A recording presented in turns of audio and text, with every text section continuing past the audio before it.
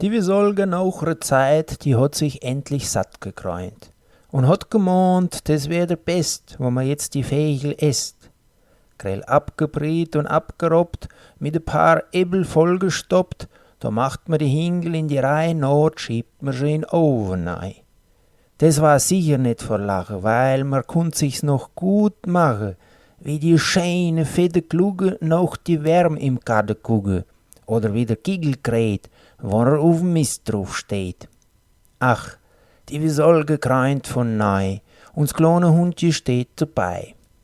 Max und Moritz in der Zeit, die graffeln auf das Dach zu zweit, die Hände Broder schund gerochen und sah fast, das hat geschmogen.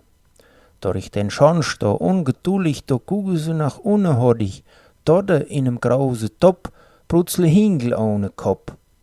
Grad im Haus mit nem Teller lauft Wiesolge in den Keller und holt sich Sauerkraut vom Stenner, das macht sie noch ein klein wenig schöner.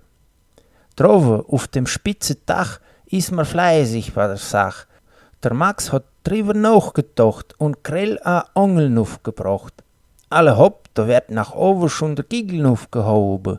Alle hopp, gleich hinten auch, da zieht man auch die Hingel hoch. Und 1 und 2 und 3 und 4, alle hopp, die sei all hier.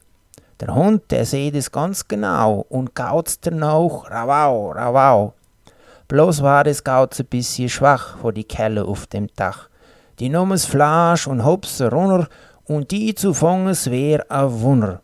Oh, gleich gibt's a großes Unglück, die Wiesolge kommt zurück. Und wo sie in der Kich und oven, da hat sie fast den Schlag getroffen. Alle Hingel waren fort. Der Hund, das war das erste Wort.